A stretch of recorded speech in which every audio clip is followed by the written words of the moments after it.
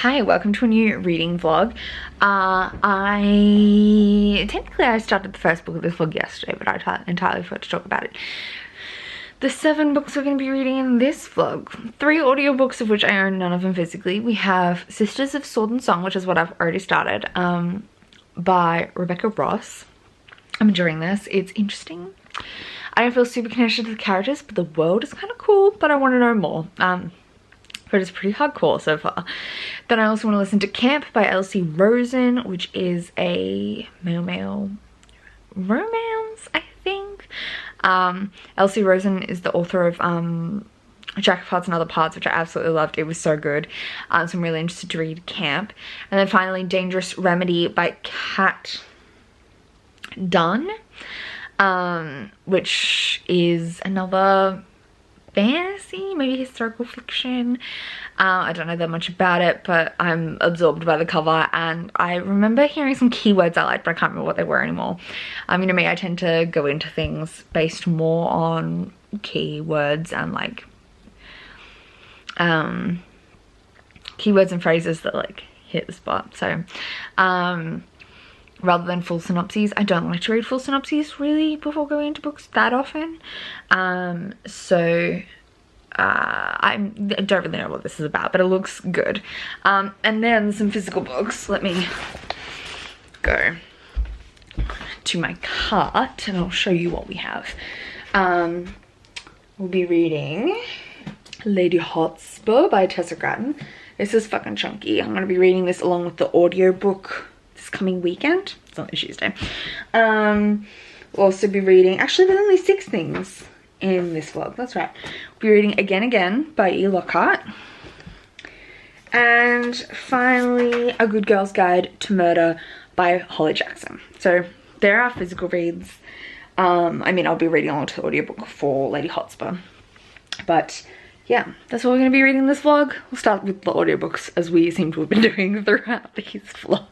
Okay, it's Wednesday night. It's taken me a little longer than I thought to finish Sisters of Sword and Song, but I have finally finished it. I ended up giving it a 3-star. I think it had some really good things, but some things that like didn't perfectly work for me, and part of that could have been because I listened to the audiobook. I do find, especially for fantasy, audiobooks make it less likely for me to enjoy something. I'm more likely to notice problems with world building, and I get less absorbed in the everything. I kind of get to have a bit of distance, and so I feel less connected to the characters, and I notice more problems with world building. This, I thought, why am I not in focus on my face, please? That was my hair you were in focus on. This I felt was, the magic was really cool, but the focus me please, but the villains felt a bit one-dimensional. I feel like I just didn't get enough backstory about why everything was happening. This is a standalone fantasy too, so everything kind of happened pretty quickly. The magic system I thought was really cool. The 2 main characters I thought were really interesting. The romance I thought was a little unnecessary. Basically we follow these 2 sisters, and they're in this world where magic is kind of held in these, well, it's kind of like 2 types of magic. There's artifacts that have like god magic, and then kind of like mages who have magic that they can wield through like poetry, kind of like songs. We followed 2 sisters, one of whom was her name was Halcyon, and she was kind of like in training to be a mage, I think. She was kind of like a warrior. But in her training, she accidentally killed her partner, and they may have been lovers. And so she's convicted of the crime of killing him and is serving her punishment. And then we have her sister, who really wants to have magic, but she doesn't. And she stands up to take, so her sister's sentenced to like 15 years hard labor, 15 years in a jail cell, 5 years hard labor, 5 years in jail cell, 5 years as like a maidservant for her sentence. And her younger sister stands up and says, no, I want to take half of it. And go, no, we're not going to let you take half, but alright, you can take the 5 years of maidservant stuff. And so she goes to be maidservant in the captain's household, and she gets caught up with some of the same people her sister was caught up with, and becomes scribe to a mage as they're trying to find these god relics to then, and the bit I feel like wasn't fully explained enough, it was like dropped in one sentence that I obviously missed. Something was going on with the queen being under a spell, and then there was some evil people who were trying to take over the crown, but they needed these god relic things to do that. So the good people who we're following, obviously, like connected with, were trying to get the relics before the evil people could, so that the evil people couldn't take over the crown, I think. But that bit to me was confusing. The magic system with the singing stuff and then the use of the relics itself was really interesting, but why we were hunting for them, for me, kind of got lost in the mess. But I really liked the brutality of the world. I thought it was like, it's not brutal, but like it didn't hold back. The stakes felt real until kind of at the end, which makes, it's got a bit of a like, not a full resurrection trope, but like it's kind of there. And yeah, I thought the romance was entirely unnecessary, but it was fun. Like, it was a fun read. I did enjoy it. If you're a regular reader of YA fantasy and you really enjoy a lot of it, you will probably like this. I think I'm just getting fussier with my YA fantasy, and I do find myself connected to characters a lot more reading with my eyes than I am with my ears. So there's that for that. So I gave this 3 stars. Yeah, we're going to be moving on to Camp by Elsie Rosen, but I'm going to start that tomorrow, so I'll update you more then. It is Thursday night. I listened to Camp by Elsie Rosen today. Not all of it, half of it. This is a young adult contemporary. We're following Randy, who... Oh, I can't say with a straight face. Who names their kid Randy? Who's going to this camp, like a queer summer camp. He goes every year, but he has a crush on this guy who's a notorious player, and like dates people for 2 weeks and then dumps them every summer, like a new guy every 2 weeks. And he's like, no, I want him, but I want him for keeps. So he kind of like fakes the whole personality. Like he's probably like, he's like a self-described twink, and he's trying to butch up so that this guy will be into him, and then he's trying to manipulate him into like keeping him long term. It's funny as. Elsie Rosen is the author of Jack of Hearts and Other Parts, which I read earlier this year, late last year, and fucking loved. It's so good. I just love male romance written by queer men. Like, this is the content we're here for, none of this straight woman bullshit. And yeah, the narration is so funny. It's the same narrator as Jack of Hearts and Other Parts, I'm pretty sure, and he does a great job. I don't know who the endgame ship is, or if there even is one, but the fake romance between Randy and, well, he's calling himself Dell, like Randall. He's calling himself Dull.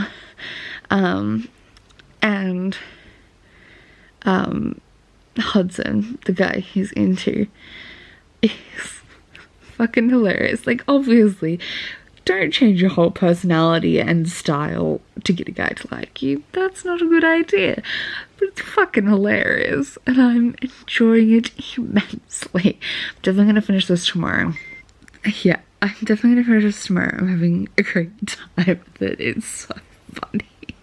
It's been a while since I've updated. Did I tell you what I thought of Camp by Elsie Rosen? I loved Camp. I ended up giving it a 4 stars. I think there were some components that I didn't just like as tropes, but the writing was so much fun. So this follows Randy, who is, he goes to the summer camp every year for like, I think it's like a 4-week summer camp, and he has this crush on this other boy named Hudson, but Hudson's really into like bears, or like bulkier guys, and Randy's a bit of a twink, and so he decides to like change up his appearance to get Hudson's attention, and he fakes it. He's a new student, so it's kind of like a fake dating romance, with a lot of miscommunication, but it was sweet.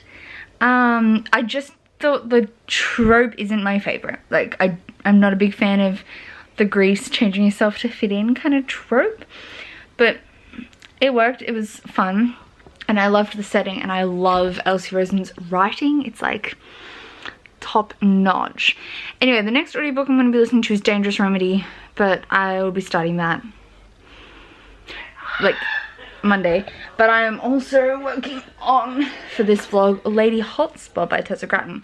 I am on page 127. It's slow going. I was hoping to have it like almost done by today, and I did not. But I was feeling really sick yesterday, so I just like hardly did anything. And I definitely didn't do much reading yesterday, which was going to be my big reading day.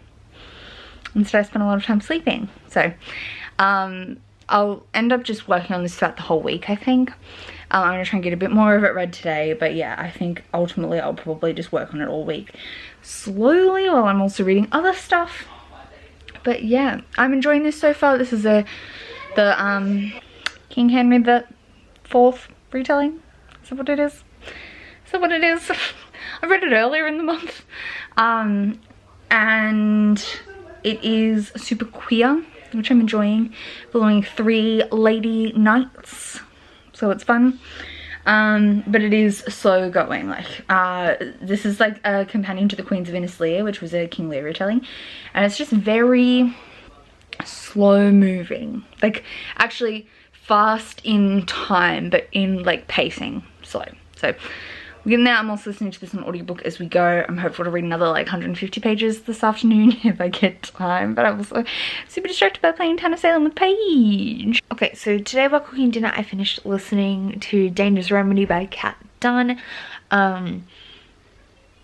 This is a, have I talked about this at all? Honestly, this vlog is chaotic, but this is a historical fiction with a hint of sci-fi magic, just a hint. And we follow a group of like 2 girls in a sci-fi relationship, and then the group they are friends with, like their little family, who all work together to save people from Robespierre's guillotine. So they're in the middle of Robespierre's Paris, and they're trying to save innocent people from the guillotine, essentially, and it's fucking good. The dynamic between the 2 like sapphic leads, so good. I think one of them has a chronic illness to do with their lungs, if that's something you're interested in, though I didn't catch in the audiobook if it had a specific name. The dynamic was just so good, and the writing is stunning. I don't even know, I loved it. I gave it 4 stars. It was just so solid, so good. I would definitely recommend it. The kind of sci-fi fantasy element is that they rescue a girl who has the ability to use power through her touch, but it's kind of science explained, kind of. So she's like a weapon. The kind of plot is about who's going to control her and as a weapon, and then like, is she a human, not a weapon? What? So yeah, I give this 4 stars. I freaking loved it so much that I'm out of focus. I freaking loved it. It was so good. I would definitely recommend it. 4 stars. I'm also now halfway through Lady Hotspur. It's taken its sweet time. It's probably going to take me all week, and it's currently Tuesday night. But I'm just going to keep chugging away at it. It's really dense. I was originally reading along to the audiobook, but I was finding I was actually reading faster when I wasn't listening to the audiobook, so I've kind of ditched that. We've just been reading it physically, but we're getting there. Okay, so I was going to do a 5th vlog with a couple of things in it, but I'm running kind of behind. So you know what, I'm just going to merge those things into this vlog, just get through what I can get through. It was going to be 5 books and this was going to be 6 books, whereas I'd been doing 7 book ones, but I honestly don't know if I'll get through all 5 of those before the end of the month, so we're just gonna, hey, merge them on into here. Sorry, the cat was trying to get dangly from the camera. Anyway, the next audiobook I'm starting is Sword of Fire by Catherine Kerr. This is the first book in a new trilogy, I think, set in the Devery world, which is an established world, which I haven't read, but if I enjoy this, I think I'll go back and, like, I think the audiobooks for the original Devery series are available on Scribd, so I might go back and pick up some of those if I enjoy this. But anyway, it's a fantasy. It's not super long, like just under 400 pages. The audiobook I think is like 10 or 12 hours. So we're gonna start this. And yeah, I'm still working on Lady Hotspur, but we're gonna be working on that all week, eh? That's a big reason I think I'm running behind, is that I was hoping to finish it all weekend, on the weekend, but you know, I was sick all Saturday, so that didn't happen. But I am gonna get there. We will get there. Hi. Okay, while vlog 3 is exporting, I started reading Again by E. Lockhart this morning. I'm 100 pages in. It's going really fast, which I thought it would. I'm hopeful I can finish this today. But I also want to go through more of Lady Hotspur because I didn't read what I'd planned to read yesterday of this. I've kind of had it sectioned out, but I didn't read yesterday's section, so, because I was finishing my Dark Vanessa, which you would have seen in my last vlog. But I'm hoping I can slam through all of this and then jump back in and still read Lady Hotspur. But yeah, I'm on page 100. It's lunchtime. Lunch is on its way. And yeah, that's where we're at. I'm enjoying this so far. It's got a really interesting writing style, which is true of nearly everything E. Lockhart writes. She's got a really interesting way of like formatting and writing. And it's all slightly different, but it's always interesting, and I like that. This is kind of poetry at times. And basically the premise of this is that there's kind of like, it's talking about multiverses but in just a vague concept, but then in the writing style you'll see like snippets of different possible outcomes for any like interaction, and it kind of goes through some different ones and then you see what was like settled on in the timeline and how these different ways the interactions could have played out influence the ultimate like how different changes could have resulted in different outcomes. So I'm on page 101. I probably won't touch this again for a little bit. I got work to do. But yeah, I zoomed through that first 100 pages. So I am kind of hopeful. It's only 280 pages. So I'm kind of hopeful I could like zoom through this. Yeah. What's happening? It's Thursday night. I didn't get any audiobook reading done today. I decided to just kind of watch YouTube instead. So we're still at the same point we were at Loveless, but I don't think I really talked about this. I started this yesterday after DNFing Sword of Fire, which I think I did talk about. Did I talk about that I DNF'd Sword of Fire? Honestly, I can't remember, but basically I DNF'd it because I wasn't connecting to the writing style. I hated the way it used like medieval old English, but only in parts. It is a little work for me. It was not working. So that's that. I said nope. So I picked up Loveless, which is Al Sosman's newest release. It's got a lot of mixed reviews. And I did want to kind of talk about them briefly because I have some thoughts. I don't know if I can articulate them well, but one of the big comments that I've seen about this is that this is the main character in this story is aromantic and asexual, and it's kind of talking like it's an own voices story discussing what it means to be aromantic and asexual. And one of the things that I saw was like that this kind of parades itself as the asexual aromantic experience, which to me is such a weird concept because I don't think any book ever does that, in my opinion. This is my opinion, so take it at that. But to me, that concept of like a book being the voice of something is never something a book intends to be, or an author intends a book to be, and is instead something that happens in the relationship between the book and the reader, where the reader interprets a book as the book for a thing and fails to investigate other experiences.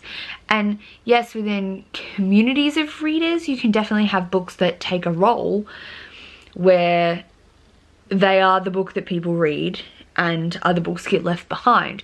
But I don't think a book comes into being planning on being the book for that experience, if you get what I mean. Like, that's much more a compact, like, contract between the book and the reader rather than the book and the author. Like, I don't think an author ever intends that from a book. It's more about probably in some ways to do with marketing, and some narratives getting more marketing than others, which again is often outside of author's control. And also, yeah, like the ways in which different readers connect and ways in which different readers seek out a variety of viewpoints. Like, yes, that's influenced by popularity, publishing, but I don't think any author ever sets out to write the book of an experience. And I think, in fact, every author that I can imagine would say, no, my book is just one of many experiences, and they are aware of that fact. So, especially in young adult. So to me, that idea of it's trying to be the book on aromantic and asexual identities doesn't make sense to me. I know I'm only like 60 pages in and I'm not picking it up from the narrative. I can understand that because it is the first book that's gotten a lot of publishing press, because Alice Oseman is an established popular-ish author, and there's very few other explicit stories like this, that it's then taking that role. But that's on the context of its publishing time, how it's promoted, and less on the book itself. If that makes sense. So it's my like critique of that critique. But I can definitely understand why people would be concerned, like would be frustrated or feel not represented by this specific viewpoint. But just that idea to me, like I was reading reviews because I heard it had really mixed reviews, and I was reading some to try and see like where people were coming at so I could have a like complex thought in my head.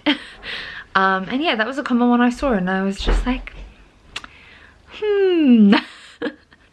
but and that thought, like, my opinion applies to all books, not just this book. Like any book that people claim is like the book of that, I'm like, is it, or are readers just being lazy? You know what I mean? I think that's on the readers more than on the books, and on marketing. I will not discount marketing's role in this, because marketing definitely plays a part, and publishers picking what kind of books they're choosing. But again, I think that's less on the book than on everything else. So we can complain about the marketing. Yes. Another comment that I've heard often is that the people of color in here, it's like racial diversity, is lackluster at best. And again, I'm only 60 pages in, and I would probably say so, but hey, unlike her previous book, it's not the main character, so we can at least say she's stuck to her own lane a bit better here. So yeah, I'm only 60 pages into this. I'm going to continue with it tomorrow, and finish it Monday probably. But I will keep you updated on this. I'm also currently reading this I'm going to keep going on it right now once I finish this vlog clip. I'm on page 354. It's slow going, but we're working our way through it. But what I did really come on here to talk about is Again by E. Lockhart, which I read all in one day today. I started this morning and I finished it this evening. It's only short, it's like 280 pages. And it's got an interesting writing style, so it also went by really fast. I really enjoyed this and I'm giving it a 4 stars. It just, to me, didn't do enough to be a 5 stars, but I really enjoyed it. So we follow Adelaide, who has come into the summer on academic probation because she wasn't turning in work, and her father works for the school. If you've read The Disreputable History of Frankie Landau Banks, this is the same school that Frankie goes to. And her father works at the school, so she attends, and her brother is in and out of rehab for a opioid addiction, a narcotics addiction, and she has just been broken up with by the boy she was seeing for like half a school year. He was just like, I don't love you. I don't think I ever loved you. Bye. And she's dealing with that. But it's kind of told in like alternate universes of like what could have happened in different moments. And it's really about like how someone learns to like self-identify as a person and experience their trauma. And I just, in that regard and themes, I think it just didn't go far enough, but it was a fun little exploration of how the little moments like make a big impact on the big things. And in that, I really appreciated it. And it was a super fast, fun read. I would definitely recommend reading it, especially if you like E. Lockhart, especially like Disreputable History of Frankie Landau Banks rather than her mysteries. I mean, Disreputable History is kind of a mystery. This is not. But Disreputable History kind of has like Truly Devious vibes, but like less of a mystery than that, whereas We Were Liars and Genuine Fraud are like full thriller mysteries. This is much not that. It's much more of a romance, but also dealing with hard issues. So I really enjoyed it and I gave it 4 stars. So tomorrow I'm going to start A Good Girl's Guide to Murder by Holly Jackson. So I'm gonna start this tomorrow. This is a mixed media, I want to say like high school-y thriller, but basically, again, it's another thing based off like the Serial podcast. Like since Serial, everything's kind of come out with lots of different true crime podcast kind of stories. This is another one of those. And we follow Pippa, who 5 years ago, a girl at their school was murdered, and the police know this guy did it, and I think he got arrested and maybe he suicided, but she isn't convinced that he did it, and so she's trying to put together evidence for her like class project to prove that he didn't do it. So it's all told in mixed media as well as normal dialogue. There is a sequel and I think there's going to be book 3, but I think they might follow different cases. I'm honestly not sure, but I'm going to be starting this tomorrow. So that's where we're at. I'm going to keep working on Lady Hotspur. Yeah, I don't even know how to talk about Lady Hotspur. Like, it's so slow. Like, I would say this is slower than Queens of Innisleer, but they're both pretty slow. It doesn't help that it does not have floppy pages. So if you know me, floppy pages are key to a good reading experience. I hate a stiff, thick page. So that might be something to do with why I'm having a hard time. Whereas Queens of Innisleer was really floppy. So that could have a big role to play for me.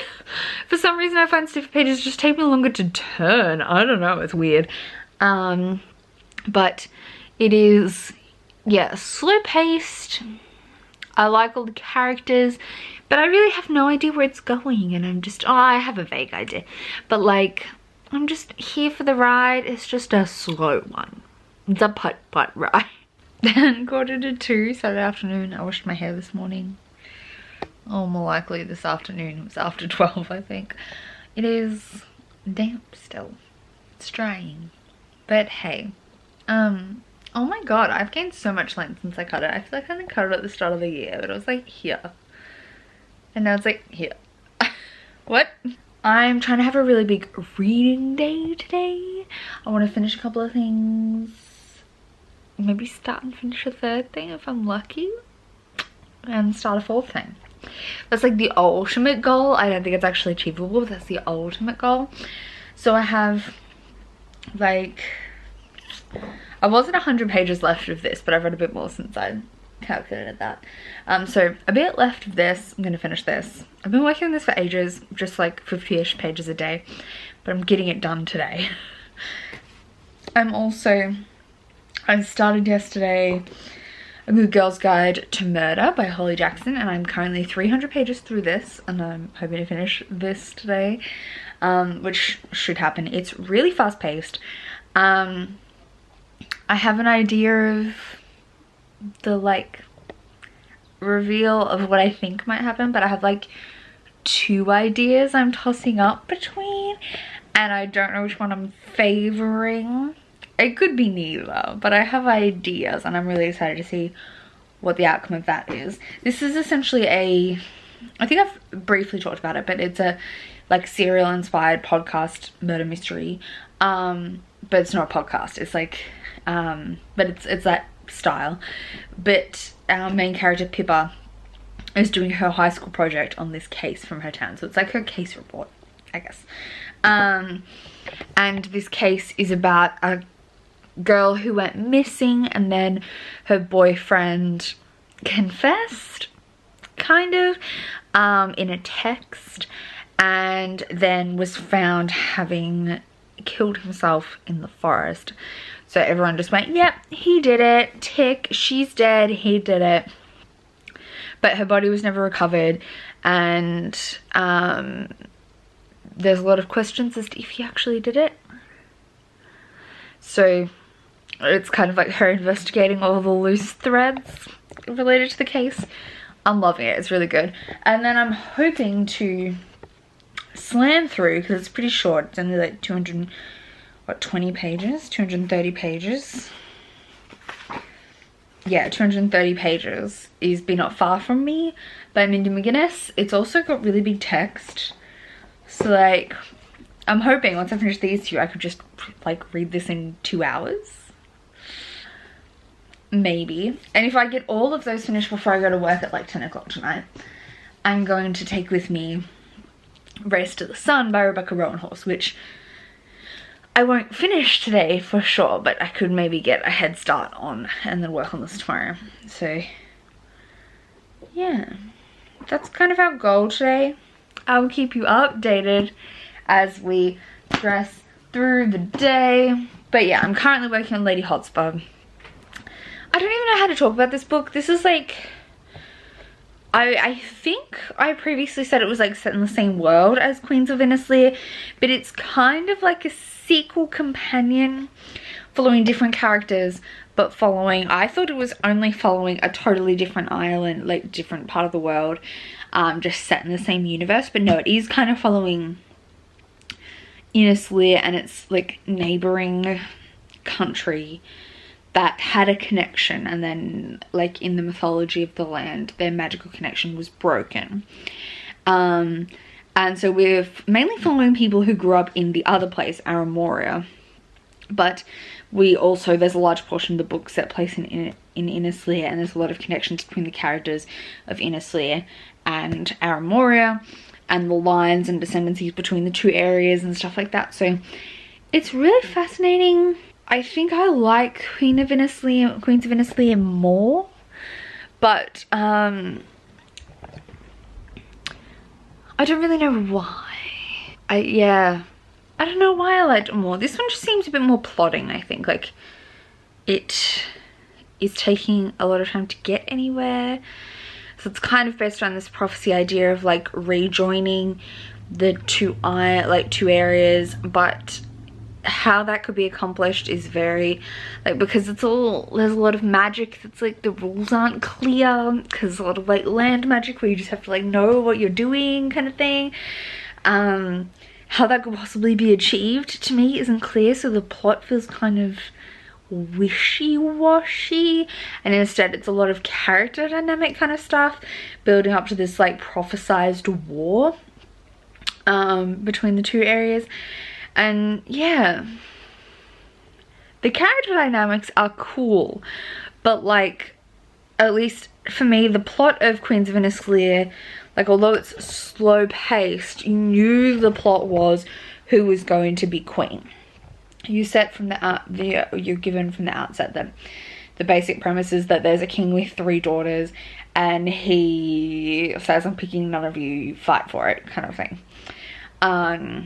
He doesn't claim an heir, and they're all trying to prove their worth to him and prove who should be the next like heir to the throne.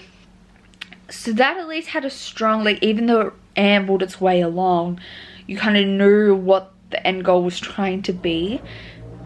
To me, this didn't have that same clear direction. Instead, it's like this prophesied war, but did it have to be a war? The prophecy didn't specify a war.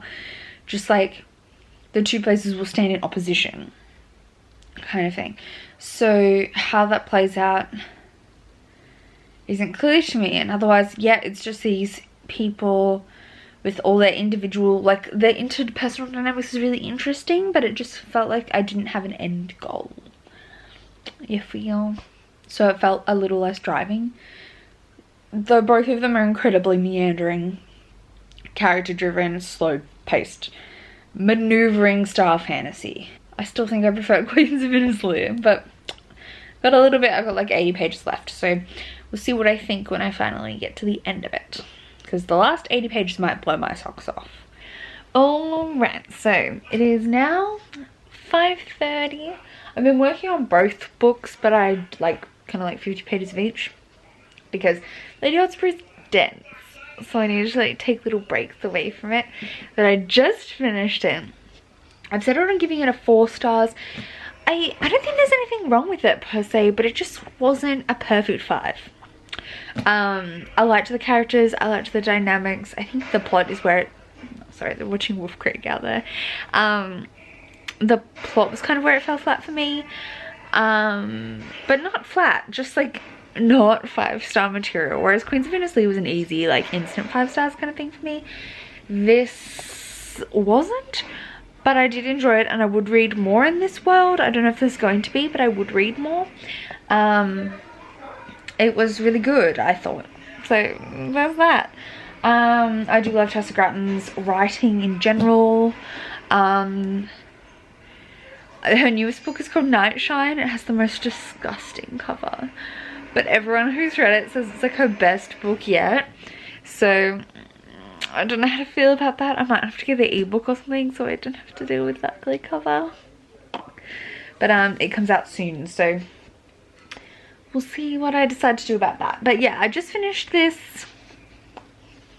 It's done. And yeah, now we'll try and finish A Good Girl's Guide to Murder in like the next half hour. We'll see how it goes. Alright, so I just finished A Good Girl's Guide to Murder as well. Again, I ended up giving this a 4 stars. It was really, really good, but it wasn't perfect. I was surprised. I didn't guess the ending. It wasn't anything I thought. But I think I have a tendency sometimes to find mysteries frustrating when the like amateur detective person trying to solve the case makes stupid decisions. That 100% happened in here. So I think that was one of the factors that kind of made it not perfect for me. But I really, really enjoyed it. This is a high 4 stars. I did really, really like it. Just not quite a 5. So I'm definitely keen to pick up book 2 though. Definitely keen. Alright, so now I'm going to move on and try and read all tonight. It's currently 10 to 7. Dinner's on its way, but I'm gonna try and slam through all of Be Not Far From Me before 10 o'clock. Wish me luck. Why is this the pimple arrangement happening today? I think I'm gonna have to put on makeup. I'm gonna have to put on makeup to film book haul today, I think, because this is fucking atrocious. It is Sunday, 11 o'clock, just after 11 o'clock. Yesterday I slammed all the way through Be Not Far From Me. I did actually finish it. I did it. I give this 4 stars. It was lacking a little something to be a perfect 5-star for me, but I'm not quite sure what. I think survival stories are just not my niche. If survival stories are your thing, this will be really, really good for you, like 5 stars. But yeah, I had a really good time with it. It was really engaging and I was absolutely absorbed. I would definitely be remembering it.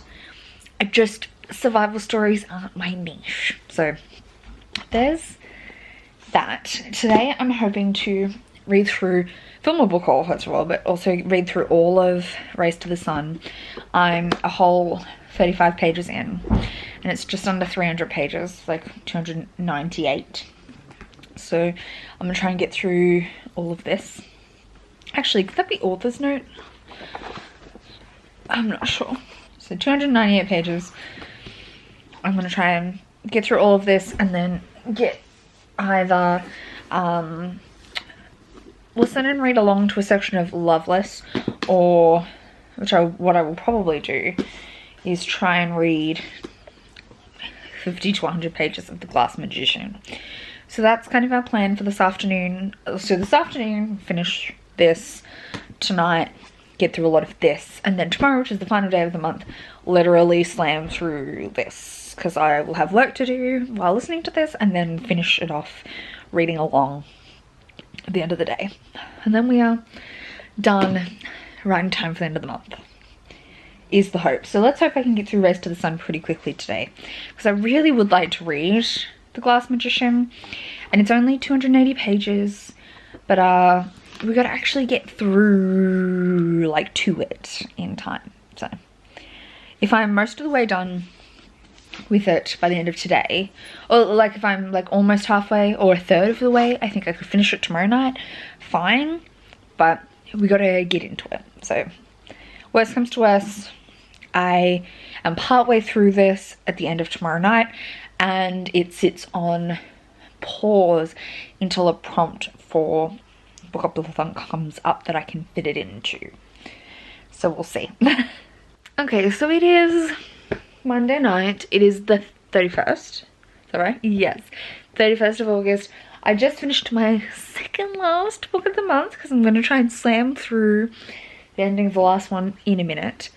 But I just finished Race to the Sun by Rebecca Roanhorse. I give this a 4 stars. This is part of the Rick Riordan Presents series, if you didn't know, and follows Najoni, who is a Navajo girl who's descendant from monster slayers, and she's gonna go on a quest to save some monsters, slay some monsters. What am I saying? Save monsters, slay monsters.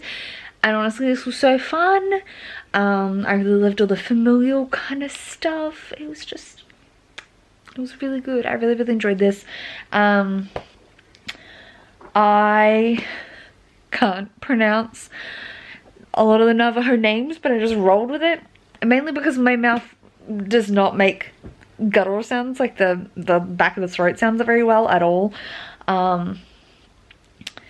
But I did my best when reading to myself. I kept checking the pronunciation guide. I think Najoni is right, because that's probably the easiest thing to pronounce. But a lot of the sacred mountains, this is like a quest through the 4 sacred mountains in Navajo, like Dineta,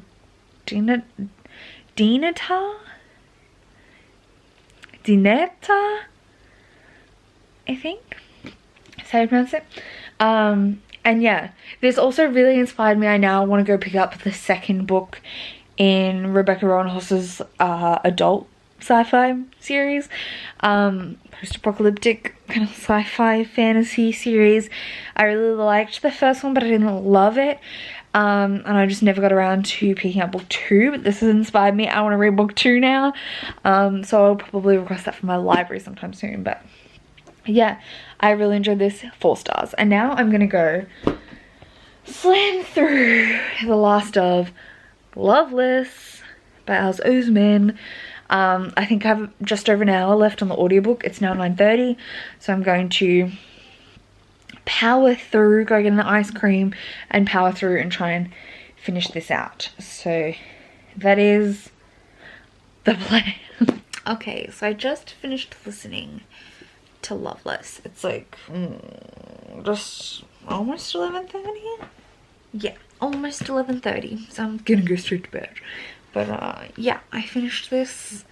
I ended up giving it a 4 stars. I did really enjoy it, but there are some things that like aren't perfect to me. Some of the stuff about our Ace things just came across a little textbooky. It's, I think, just a personal preference. But overall, I thought it was a really good story. It is definitely a queer mess. So if that's something that like the characters are messy and they're messing up and they're doing shit things to each other, and they're not, like, they're learning. And I think that's important to show that, like, it's normal to get things right at the first time. Also, people kind of faced consequences for their action. Like, I don't know, I feel like that's such a weird line, because I think some people would think they didn't see consequences. But I personally felt like the consequences were pretty realistic. Like, it seems normal to me. I don't know. This is not my asexual spectrum experience in any way, shape or form. But I still thought it was really interesting and really powerful. I want to see more Ace and Arrow spectrum stories because I think they're really interesting. What is up with my camera angle? I don't know how to hold you while also staying comfy. Yeah, I really enjoyed this. I think it's important that books like this are written by people who identify appropriately, which this did well.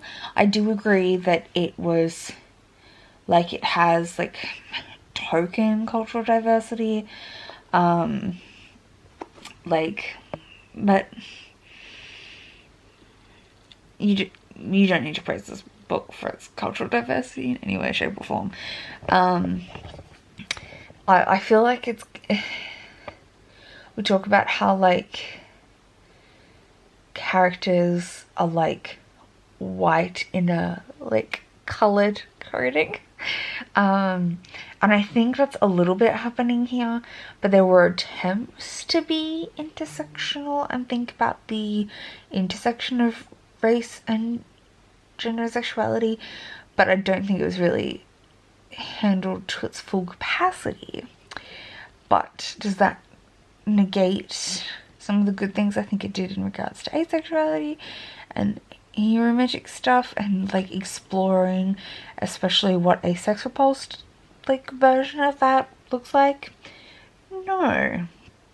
But this is not the queen of diverse books. It's just an experience, and I thought it was a good one of that specifically. Yeah, I enjoyed it. It was fun. But yeah, the characters are super chaotic and messy. I will say, if this is your first Alice Oseman, like, all of her characters are, like, I would say her trademark is characters that are not the nicest people. Like, they are working things out, they're selfish, but, like, in a way that seems organic and realistic for teenagers. And that's true basically across the board. And, like, their growth is in, like, kind of being a better person, and I think that's pretty authentic for a teenage experience. And this is more like a new adult, like late teens into university age, whereas her other ones were more high school. But like, I think that's important and realistic for that age demographic to be looking at.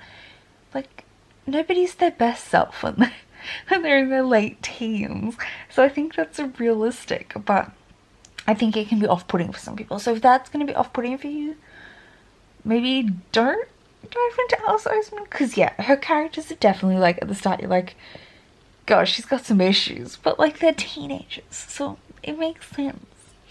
Anyway, I don't really know how to talk about this any further, because I feel like a lot of the criticisms I don't come from a place that I can really speak to. But my personal enjoyment was a 4-star, so yeah. Yes. Anyway, that was my last book for the month, obviously, because the month is going to tick over in like half an hour. Keep an eye out for my Becca's Bookathon reading vlogs. I'm going to be hoping to edit and upload it for 3 to 5 days. But yeah. What did we even read in this vlog? I can't remember anymore. It's been too long. This is going to be the longest vlog of the set of these. And release August vlogs. But do I care? No, we're just going to roll with it. And I am sleep deprived, and this is getting messy. So I'm going to say thank you so much for watching. I hope you enjoyed these. If you'd like me to do something similar again in the future, let me know. And otherwise, I'll see you soon in another video. Thanks. Bye.